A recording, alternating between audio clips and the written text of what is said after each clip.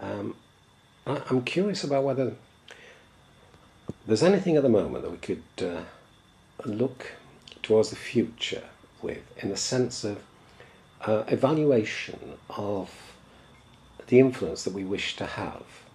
So I don't know if this will be useful or helpful, but I'd just like to explore if there's anything that you could think of where you were to say, well, as I look ahead 12 months, so a couple of years, it's not necessarily time limited, but it's just a sense of a possibility, which is grounded in your intention to try and make a difference in the world, to try to enhance the well-being and quality of experience of, say, children in care.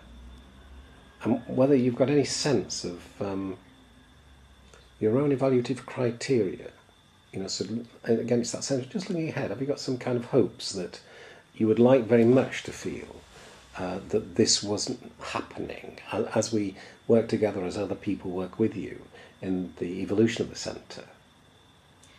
I'm not sure whether it's answering your question. I mean, I've got an idea of where I would like to get to, and I do like it was Susan Gough who raised this concept of the third space for me, and I'm really working on that as a concept. And the steering group's an interesting experience because that has been, in a sense, imposed on me by the university, and they need an internal steering group if they're going to have a centre, which, given I'm developing the centre as an inquiry, which is there to integrate research and practice and be external, as involve people externally. I suppose in terms of the children in care, what I really want to do is for people to get a realisation that professionals and academics, and we're talking about that not necessarily from a role, but that's where it needs to happen, that we need to bring the knowledge creation and the practice together and to find ways of doing that, and that research needs to be able to find ways of enabling that to happen, and people in practice need to understand that that has to happen. Now, Nigel, I think, in the PhD that he's doing is a really great case in point, because what I've heard him say is, as a manager, I'm 4 levels away from the people who are at the heart of my service, and what I need to be doing is to account for what difference I'm making to the person who's actually using the service. Now, I think that is the mindset that needs to come into everybody working at every organisation, that the person who's at, doesn't matter what level of management they're at, they need to be accountable for the contribution they're making to the person who's at the heart of the organisation. Now, in the organisation Rachel was working for, there was a manager who I spoke to who was very committed, and he had no awareness of the kind of experience that was happening at grassroots level. And in a sense, perhaps it would cause him too much problem, didn't really have a willingness to explore it.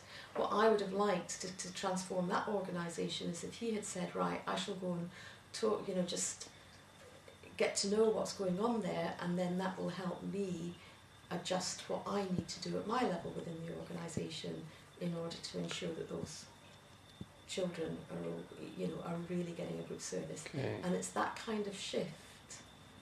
So where would you see yourself then in this? Because when I'm doing work in Bath with the teacher researchers, I do not have that direct responsibility, as far as I see myself, for the actual children's learning. But I think that I can help through the working with the teachers who are asking the question, how can I improve the quality of the children's learning? So when I'm thinking about my kind of accountability, how do I account for myself? I'm wondering where yours is, because I imagine that it's got increasingly, when I talk about the kind of that socio-cultural influence, the sense of some form of systemic influence, that might be something that you're holding yourself to account for, but I'm not. Well, I suppose that's what I'm seeking to achieve, and in a sense I think the work you've done, there is all the evidence in the world that if you work with practitioners, so Nigel is going to do his PhD, he will account for that he is doing. He will do that in his organisation. He'll find ways of doing that. He'll write his PhD, but in so doing, he's not going to transform the culture of services nationally. There'll still be the academic journals written, there'll still be the professional world, there'll be this one piece of writing that will make a difference to him in his particular part of the organisation he works for, but it won't shift.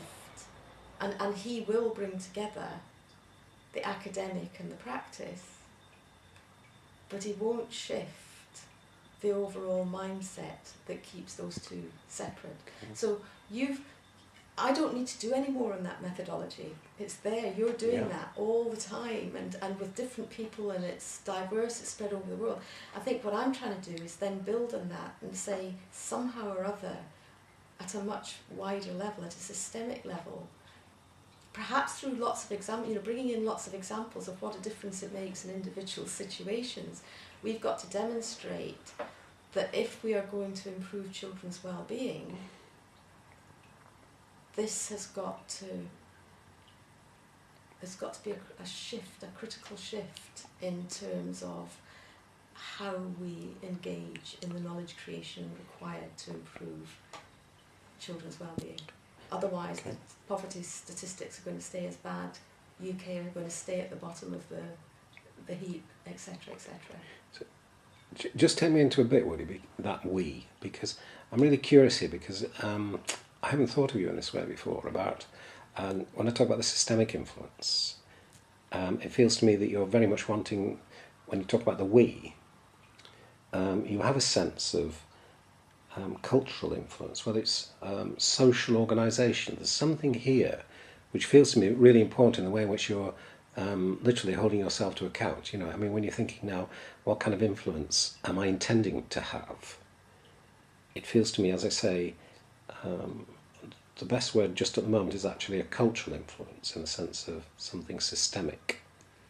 That's how it's feeling as you're talking. I would say I really do have a vision. Where I differ from where I started when I got my thesis, I think I can really see how those kids in care can have a better quality of life. Actually, you do as well. Because if everyone was practicing, doing their work according to a living theory, that's what we're talking about, in a sense. The world is nowhere, the culture, our society is nowhere near that happening. So where I'm at, my vision is that it gets to that point where everybody gets that, right? Or under, now I can't do that by propositional form necessarily, although I think the propositional has a role in it. When I say we, I'm talking about you, we're working together, Marie, Nigel, there are other people who are equally committed. So it's how do we work together to enable this to happen? And I just decide, and I don't think it can happen without a shift in what is seen as academically worthwhile. So you've spoken today about the REF exercise, and it doesn't matter what articles are published to meet REF. I want to get to a point where it does matter. Okay, so I think it's there where we could have some useful conversations about